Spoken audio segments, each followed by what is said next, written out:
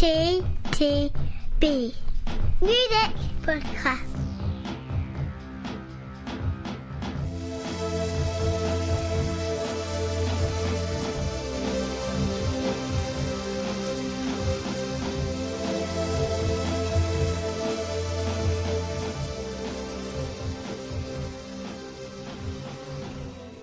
So we'll pretend that didn't happen. Yeah, it's cool. What didn't happen? I hear you cry. The thing. The thing that didn't happen. The thing that didn't happen. It's, so, there we are. Anyway. podcast. We are back. Second time in May. We've got PJ Harvey, Mary Chapin, Carpenter, Santana, Misty Miller, Drake, and Vance albums to review this particular podcast. And we are going to start off with Polly Harvey and her. I've already lost what number it is. Did I say 13th? 12th? 9th configuration. 9th studio album. The Hope 6 Demolition Project, which, particularly if you're in London, you would have got invites to go and see Recorded when it was being done early last year, because it was kind of like acting as a kind of public art installation at Somerset House, called Recording in Progress, so people could sit behind a piece of glass for 45-minute sessions watching Polly and co do their thing. Right. Album is inspired by a couple of trips that she made to Kosovo, Washington DC and Afghanistan. Wow. So all the hot spots. Expect some nice cheery stuff. Indeed. So, Pete, is it cheery? PJ Harvey, Polly Harvey, was always one of those artists that one was told you should like. And particularly, back in the day, if you're reading a particular magazine or newspapers focusing on music, she was always up there as well. If you really like music, if you're really cool, you will like this. And I have to say, maybe it's because of that, I've always kind of had a resistance towards PJ Harvey records. I do have similar artists where I do feel the same. Yes, she told so often that you should like them. A bit like films and stuff as well, and books. If you have enough people banging on, you kind of reach that point where you go past the kind of interest in it to the almost actively avoiding. Yeah, you sort of become blind to that person or that product when something is released. So with some apprehension and actually in resulting in much surprise, I really enjoyed this record. It's for me was there was a real sense throughout this album of the journey that they'd been on. Yeah. And a real sort of that great combination of different musical songwriting styles, but actually very accessible at the same time. It moved from tracks that were very accessible, almost like pop or indie pop, right through to stuff that's perhaps a bit more folky or sing along in its nature. I mean, thinking in particular of Near the Memorials, somewhere in the middle, and then at the same time, you've got tracks like a couple of opening tracks which sort of really bring you into the album, almost kind of mainstream. So I have to say, I think we reviewed one of her albums before. I can't be too sure, but actually, I really enjoyed this record a lot. Yeah, I think we reviewed White Chalk on it. I can't remember what the title of the album is. The one that it won the Mercury Prize, didn't it? I think the second time. Yeah, which now album it got lots of piano tinkling and all that kind of stuff on it.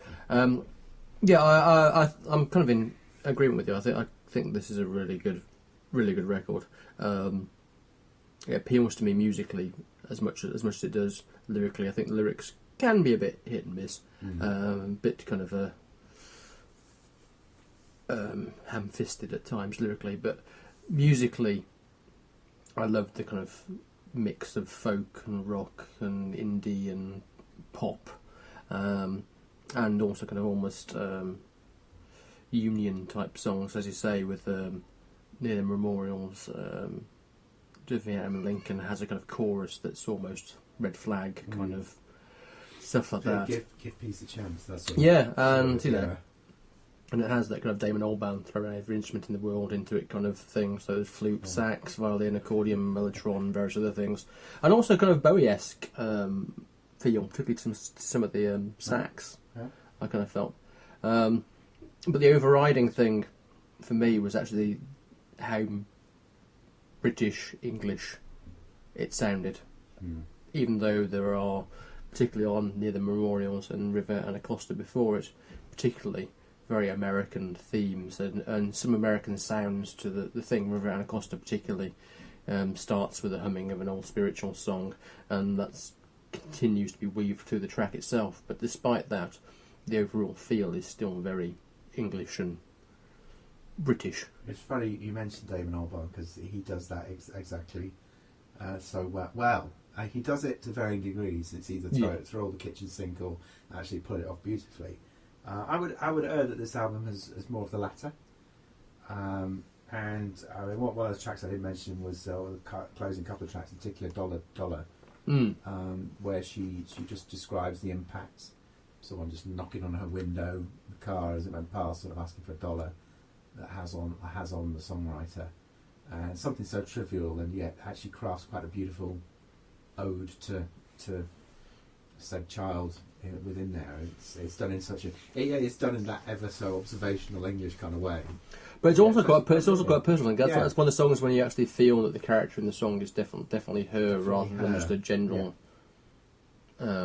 description of events. Yeah. Definitely. But yeah. I mean, I agree with that. I think the album starts and ends particularly strong. I mean, the whole thing's very good, but I think the start is very strong. The Military Defence, I like the but kind of riff in it, which is really, really good. And you mentioned kind of $, and Community of Hope, which is, I mean, Hope 6 Demolition Project title kind of thing. Ironically, the people that run that in the very ward that the Community of Hope's about are not fans of PJ Harvey. Oh, really? Because her version of the song paints it's quite a grim, horrible place, and at least one person there described her music as PJ Harvey is to music what Piers Morgan is to cable news. Oof. That's harsh. Just take that, PJ. Not getting over that one. However, I'm sure her album sales will manage to make that less important. And quite rightly so in this case. I really enjoyed the record. Yeah, and also you should have a right to say, yeah. Particularly comic with America, the country of free speech. Yeah, well, quiet. You know, you're thinking, well, if you can't say it there, where can you say it? Speaking of America, we move on to an American, and we move on to the 14th studio album from Mary Chapin Carpenter, Things That We Are Made Of. We reviewed her last album, or last proper album, as I call it. I think the last album was actually a kind of orchestral thing of greatest hits kind of thing, which artists occasionally do a reimagining of stuff, which, to the most part, to me, seems a bit kind of pointless, apart from generating a few sales and doing a tour. But you know, that aside, I have been a fan of Chapin Carpenter for a long time, primarily because I think she is one of the best songwriters America's produced in any genre of the last 20 or 30 years. Mainly because I think she writes very simple songs. I don't mean that in a negative way. I mean just the complexity is in the insight and feeling and emotion that's put into the song rather than anything else. And also she has a voice for me which just suits her style of music, and also has that kind of nice soothing quality, and there's kind of a warmth and honesty to it that actually makes me believe what she's saying, which is always quite important. Like the last album, this is a very stripped back kind of thing, certainly more leaning towards the folk side of her output rather than the country side of her output. And it's an album about, I suppose, about kind of assessing where you are in life, mixture of kind of looking back at what you've learnt in life, and also projecting forward to what you should do. And the highlights for me are the songs that actually just work both musically and lyrically. So Middle Ages, which is the second track on the album, is one of those songs that is, as it says on the, does what it says in the tin, as they say. It is about being middle aged. It's about looking at where you are in life, who you are, how you got there, whether you realised how you got there, whether you realise that things have actually changed, whether you actually realised you know, that classic thing of you reach a certain age and you in your head you're still kind of like 17. True. So it's looking back, understanding how you got there and where you are now, kind of thing, and trying to realise where you are now. Also, a song that meant a lot to me is Over Rosetta, which is reminded me a lot of the whole stage track We Can Get Together, in the fact that it's another song about turning to music and musical artists when you're thinking the world's shit or things are going bad in your life, as opposed to turning to religion or a god of your choice. And that whole kind of thing of thinking, you know, no, if I'm feeling down, there's this piece of music or there's this particular artist's music, if I connect with that, then suddenly I can see the world better and get back on an even keel kind of thing. So I quite like that kind of feeling. And also there's just some occasional just nice bits of storytelling. So towards the end of the album there's a song called Note on a Windshield, which is literally about, you know, pulling up in a car park, catching a glimpse of somebody you think you may have known at some point, and thinking, oh, I'm going to get a pen and paper, write a note, sticking on his underneath his window wiper, and say, hey, here's my name, here's my number, get in contact, and then kind of fate and nature intervene. Yeah. But I quite like the kind of picture that was painting. It was a nice story, nice picture, and the whole album is a mixture of that kind of storytelling and just basically just heartfelt stories about life and living. And it's definitely a grower as well. And whilst it's probably not my favourite Chapin Carpenter album, it is a good example of how good her songwriting is, how good musically and lyrically she is, and so it's probably a reasonable introduction to people who are not au fait with her previous output. Well, it's that last comment I'd agree with most, actually. I recall us reviewing her last proper album. Yeah. And being okay with it, but not being blown away by it. And for whatever reason, this album really appealed to me. Mainly because it's that storytelling, maybe it's that retrospective feel. Mainly the fact that it's a country album, and yet we've reviewed so many of those recently. This one was sort of much more mellow and much more. It is a very mellow album, yes. And I think that's possibly it as well. There are some really beautifully crafted and very personal songs on here, the closing track, or at least the closing track of the proper version. Yes. Things that we are made of is such a nice way to close an album, which has been feels at times it's been very personal. And that songwriting style, as you say, with the note on the windscreen, that sort of it could also be whimsical when it wanted to be. So it wasn't too mellow. It didn't take itself too seriously. Yes. All the time. So yeah, really, if you're not a fan, real sort of access point to her work, her oeuvre, if you will. Indeed. Moving on to the fourth album by Santana. No, sorry, moving on to the 23rd album by Santana. It's just called Santana 4. It is called 4. Yeah. And there is a reason it's called 4, rather than just to be awkward. And that reason is because it's the first time this particular lineup of the band have played together since 1971. I'll read that, 1971. Wow. When they recorded, unsurprisingly, an album that is affectionately known as Santana 3. Oh, yeah. Which actually just called Santana, but as was their first album, so, you know. Yeah. So that lineup, for those who are really geeky and really care about this kind of stuff, was Carlos Santana, Neil Schon, Greg Raleigh, Dave Brown, Michael Shreve and Mike Carabello. Dave Brown unfortunately died in 2000, but he's the only person missing from that particular lineup. But I can't remember why they decided to get together. Presumably it was just one of those things that happens these days. People, Ka-ching. yeah. Well, actually, I don't think it was a ka-ching thing. Ka-ching. You have to remember that Neil Sean is in Journey, so. Right. Yes, of course. And in fact, Sean and Greg Rowley left to form Journey. So Thanks for the reminder. Yeah. so that they did all right for themselves when they left the band. Yeah. Right. And in fact, Greg Rowley is currently then left Journey. They left Journey before they became really, really massive. Mm-hmm. When Steve Perry joined as vocalist when they suddenly around 1980. And actually, Greg Rowley is now spending his time mostly on the road with Mr. Rundgren and others as part of Ringo's touring band. Ka-ching, ping. Yes, indeed.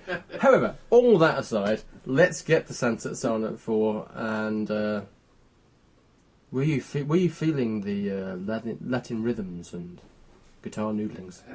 No. How long's this album again? 75 minutes. Well, you know what? I'll hand it. I'll say it's not the winner. No, quite. In this podcast. I'll hand it then to the band that actually, 75 minutes long as that does seem, and this is my positive point, didn't actually feel that long. It felt long, but no, I was quite surprised actually when I sort of saw the runtime. I thought, oh, really? I've been sat here for 75 minutes. So in that respect, it rattles along quite nicely. The only thing is, and this is a personal view, it rattles along, you know. I don't feel I've heard anything here that you can't hear elsewhere.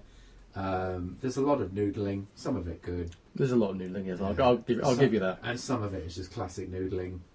And there's nothing that sort of kind of really kind of shakes me really about this album. And I really haven't got much more to say than that. Well, I like it more than that.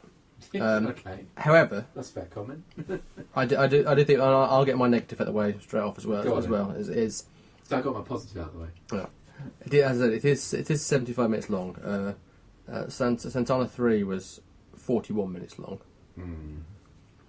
I think there's a very, very good 41-minute album here. Yeah. As opposed to a good 75-minute album. I'll agree with you. Yeah. There's enough here. It starts off, the first three tracks, Yambu, Shake It, and Anywhere You Want to Go. It's genuinely classic Santana. Yeah. A bit of instrumental stuff, Latin rhythms, good noodling. Anywhere You Want to Go, which is actually the first single written by, bizarrely, the song written by Greg Rowley. It's been big on Radio 2 and various other things.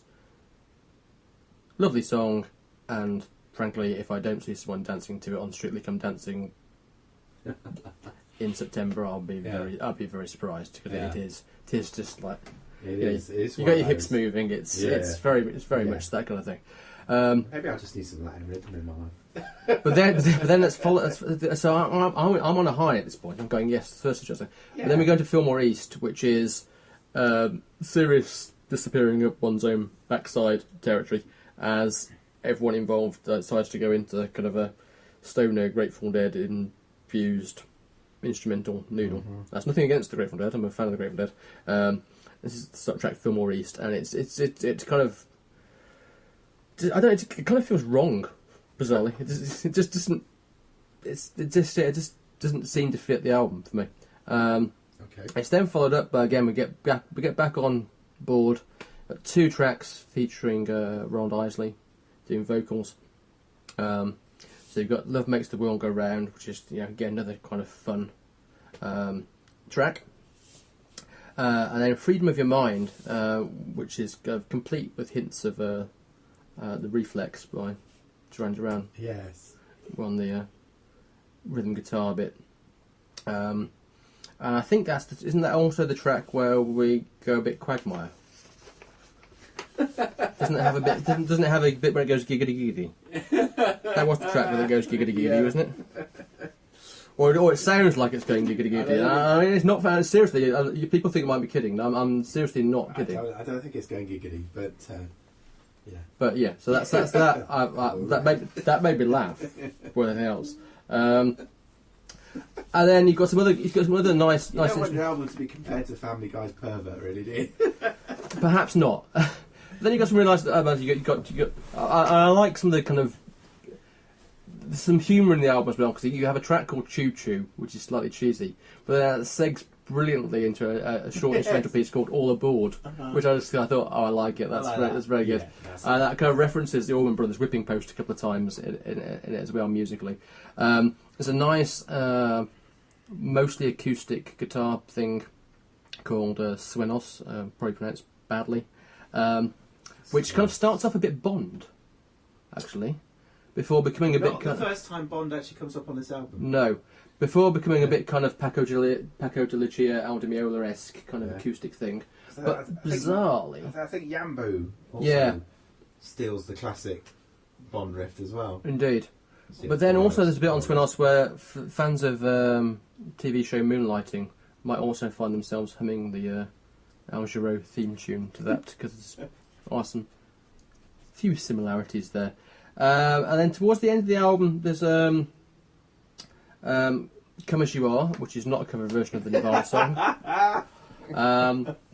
However, did slightly worryingly remind me of Best Years of Our Lives by Modern Romance, which is an interesting one to pair with Santana, I'll grant you. But yeah, so I go back to my main point. I think it's a good record. But it would have been possibly a very good record if they'd have cut it in half and just picked the prime cuts rather than. You probably liked it more than I did. I think that's fair to say. I think that is probably fair to say.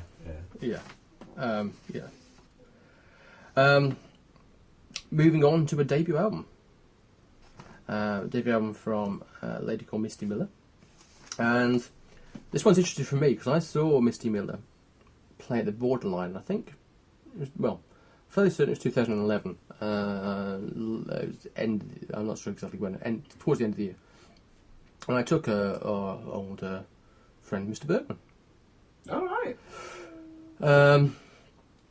Of course, back then she was just a young girl, and she's still a young girl now, but she was armed only with a ukulele at that particular point, and kind of playing folky pop tunes.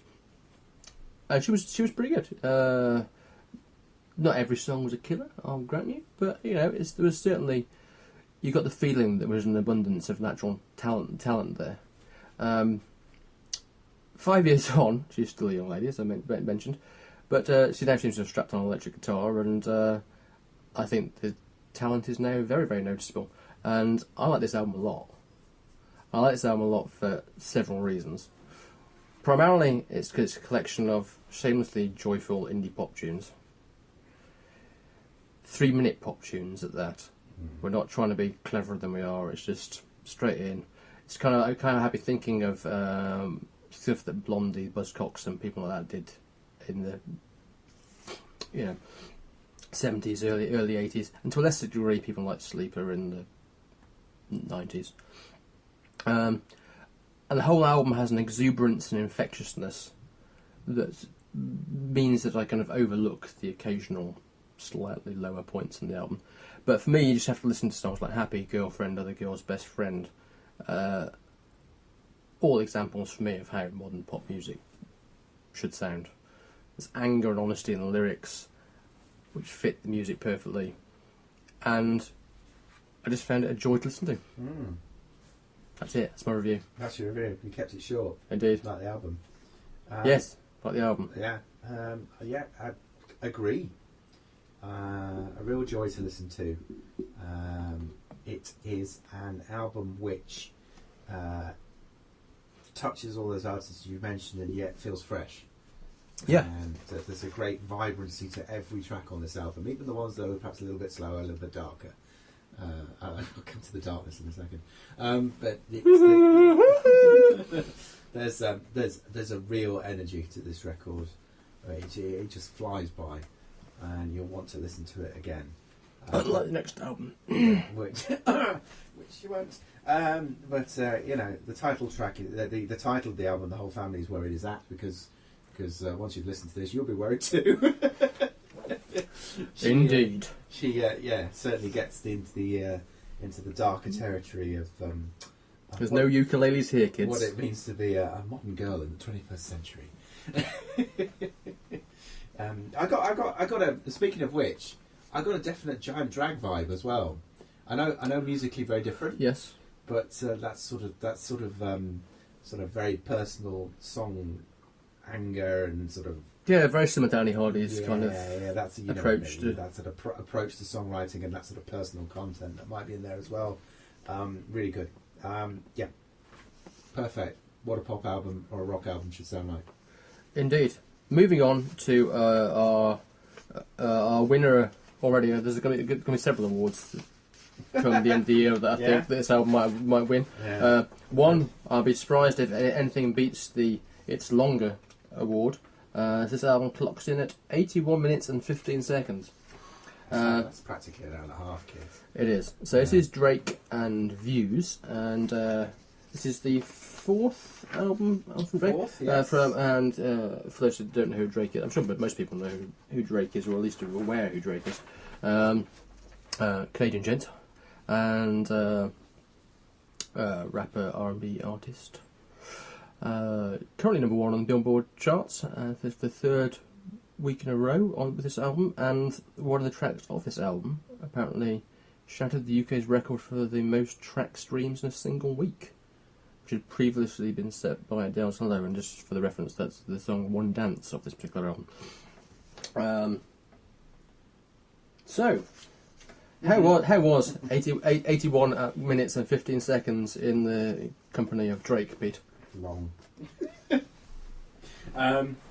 At the danger of sounding like what we are, which is two middle-aged men reviewing two middle-aged white men reviewing an album by Drake. So let's put that up front. Anyone would think that fame, fortune, wine, women, and song is a real drag. Having listened to this album, whiny. It really does, and there's a very little joy to be had from the lyrical content, I have to say. There are times when, and I will concede, there are times actually when you listen to the musical content that it goes back to that idea that certainly came off the Kanye album a few years back. There's some interesting stuff happening in the pop and dub world in modern rap, but not as interesting as some of the albums, certainly some of the rap albums that we've reviewed over the last couple of years. So I just put that up there because I was looking for something positive to say, because everything else I have to say isn't that great, and I've said most of it. There is, I really struggle. I really struggle at times. It's too long, and it's just too moany, and everything is just dark, and it's all about problems. All 99 of them. And it's yeah, they're done. I found this album interesting in many ways. In 3 songs in this album, Drake asks, "You with me?" And I have to confess, as I started my third listen to this album, you made it 3. Oh yeah, as I started my third listen to this album this morning, I'm showing dedication, big kids. I thought, you know what, Drake? No. I thought you were going to shock me then. No. Seriously, in fact, no, I should shock you. But I basically felt like Bill Hicks talking about MC Hammer. That far? Yeah. Oh gosh. Drake boat has left the island. Yeah. And I'm kind of going, nope, not coming aboard. Yeah. No thanks. I'd rather stay here and eat my own flesh. I can actually see where you and Bill may be coming from. Yeah, I don't say I genuinely not. Say, I mean, as regular listeners to the show will know, we're usually quite nice about things. Yeah. We don't usually find the positives. Yeah. I found it really hard to find positives in this album. I really did. I just felt it was tedious, dull, uninspiring, and I think I genuinely think it's probably the worst thing that for me personally I've reviewed since we've been doing this podcast. Good God, really? Yeah, I know. Wow. It starts off dull. I'm glad we started this review with that caveat. Yeah. It starts off dull and meh, but then just gets to mind-numbing levels of dross. I didn't realise we were in Gold Cobra territory. No, we are for me. It's unoriginal. Wow. But the thing that Long-time listener joke. yeah, but the thing that annoys me is Drake is held up as someone who's meant to be a kind of rule breaker, risk taker, musical innovator, all those kind of things. Okay. Don't get it. I'm not getting it on this record. No. If that's true, Yeah.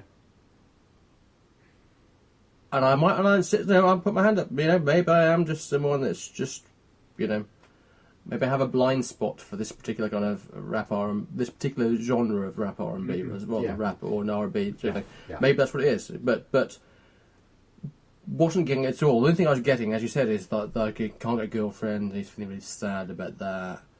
And he's worried that his ex might be going out because she used to stay home and be a good girl. What the fuck? Another ex who left him because she didn't understand him, and obviously she just needs to kind of have a revelation and kind of like get over that and just understand him. No, there's a lot of women after his money as well. Yeah, guy's a total bell end, frankly. I'm sorry, but it's just people go, but you must like the Rihanna song that he does. The Rihanna song because all the other three songs of Rihanna have been really great. They may well have been. If I have heard them, I've clearly blocked them out. This one ain't. And it's 82 fucking minutes long. Sorry, I'm swearing now. I didn't want to swear, but it's seriously, people. I got to the third listen. I got through 2 whole listens of this album, and into the third listen. And when he got with me 3 songs in the third time round, I kind of thought, no, sorry, I just this isn't going to be one of those ones when I kind of go, oh, third listen, yeah, it just suddenly came into itself. No. Not happening. Misogynistic, whiny rapping, predictable musical arrangements, just a lack of pizzazz. It's just flat and there's one moment I really enjoyed. Track 17.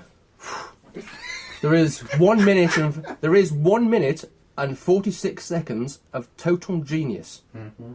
Summer's Over interlude, which sounds like an old 70s Isley Brothers track. Oh, yes. Really laid back, gorgeous, brilliant. Yeah. The only track you should download from this album. Yeah, that was good. That was a good track. Let me repeat that. That's 1 minute 46 out of a 81 minute and 15 minute album. Apart from that, it was fine. Wow. Moving on. I think we should. To Ireland. We like a bit of Ireland. Don't you know? No, not really. And we have a album from a guy called third album from a guy called Vance, who, when I suggested, we were actually meant to be doing Gregory Porter, but his album didn't come on Spotify, so we pretty much chose this guy's album simply because it was there in the list of things that came out, rather than because I knew anything about him. Although, as I said to Pete earlier on, I've since realised that I think I may have actually seen him live as a support act for somebody in one of those getting to the gig late, kind of missing most of the support acts thing, which is not good, clearly, because you should go and see the support act. However, I said third album, and the guy is actually signed to Ed Sheeran's record label. Yes, people, Ed Sheeran has a record label. He has a record label already? Gingerbread Man Records. Oh, I like it. I like the name. Yeah. And the album has also been exec produced by Elton John. I've also heard of him. I've also heard of him too. And both these things, I could almost put people off wanting to listen to this. Actually, when you put it like that. to this record. However, what I will say then is, you should go no further than looking at the fact that the opening track of this album is called Noam Chomsky is a Soft Revolution. And if that doesn't make you want to go, well, okay, maybe we should give it a go. Then nothing will. And you should give it a go, because this is actually a really good record. It's a really genuinely kind of lovely, warm singer-songwriter records. Yeah. I don't get me wrong, it is one of those, funny enough, back to the Drake thing, it is one of those classic kind of middle-aged white guy records, in the fact that it harks back to lots of people from mainly the 70s. So at times he sounds like Van Morrison, which you'd expect from an Irish artist. There's bits of Mark Cohen, there's bits of Lowell George from Little Feat, there's bits of Jim Croce, there's a tinsy bit of Springsteen. Despite that, he still shines through, and there's some just lovely songwriting. We've got Dom Chomsky is a soft revolution, great start to song, 2.5 minutes of absolute joy of name dropping people for stuff. So it starts off Carl Perkins for the Rocky Roll, Dr. John for the Giacomo, Little Richard for a Saturday Night, James Brown if you're feeling out of sight, that kind of thing. It's just a fun, playful song, followed by upbeat, feel good, similar playful, fun song, and you get on some slightly more personal songs. So there's a song about Bangor Town, which is presumably where he's from, which paints a glorious picture of Bangor, which apparently is not quite the one that most people in Bangor would recognise. She Burns, lovely track about falling in love. I think there's a couple of the tracks that take a similar kind of thing, as you'd expect from a singer-songwriter. Ziggy Look Me in the Eye, which is an ode to music, as you'd expect, so it kind of hints at Bowie. Hints at Bowie, hints of Children of the Revolution by T-Rex. Very much so. Yeah, but it's also primarily about the fact that the big revolution that happened in music at the kind of start of the 70s, kind of a bit like the David Hepworth book about 71 and all the kind of things. Which I'm currently reading. About the things that have happened and different kind of musical styles, and also kind of saying that doesn't seem to be happening anymore. There doesn't seem we seem to be in a kind of lull. Which David Hepworth would probably agree with. Yeah. It's one of those albums you listen to and kind of think. I mean, I'm sure going on tour with Elton John, Josh Groban, and Sarah McLachlan, which is lined up to do over the next 12 months, will win him a wider audience. But that aside, I think he deserves a wider audience. I think it's a really, and I'm trying to avoid saying solid because actually that's a thing deserves. It's a better than solid album. It's a really good album, and if you like people like Paul Carrick, if you like Mark Cohen, if you like those kind of singer-songwriters, the mixture of guitar and piano, then this guy's definitely worth checking out. Definitely. I can see where the Elton John link is, because it has that sort of more singer-songwriter. Oh, I'm going to say something daft, then I'll stop. It has that early Elton feel to it as well, so it's very much rooted in that kind of early 70s period. Does Ziggy Look Me in the Eye count as the first David Bowie tribute, maybe? Emerging, perhaps. Funny enough, I listened when I abandoned Drake at track 3. The warning, I did go to Dark Star. Oh, there you go. Black Star. Black Star. Dark Star. Yeah, that's beer. I'm thinking of beer already. You're thinking of beer already. Let's just pause that. It is a very, very warm record. At times, as you say, personal record. It's a very easy record to get into as well. Again, it's another one that's like 35 minutes, 40 minutes long. It kind of rattles through quite. And you just feel that this that a record like this should have great success. And who knows, maybe once he's done the round of supporting others, it will do. I can see this one being one of the stars of the festival circuit. Yeah, quite possibly. Yeah, and perhaps the other side of summer, for Vance being much widely well known and much better regarded. So I mean, this record is not solid; it's a joy. Well said. So So both agree that the Drake album's the album of the podcast, then, yeah? That is the album of the podcast, definitely. All 82 minutes of it. Yeah, you should all go and download that, simply because why should we be the only ones to suffer? But if that doesn't take your fancy, having listened to or you could download. Basically, you could download.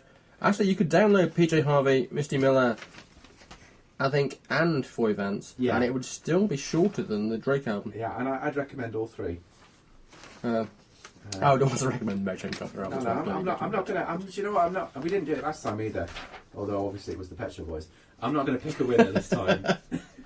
Go and download Super People. It's a really good album. Yes, basically all we're saying is seriously, just download that 1 minute 46-second song from the Drake album. And when you've done that, why not check out some of the stuff? Some of the stuff that we've mentioned, the other stuff. And until next time. Until next time. Hello, Spence.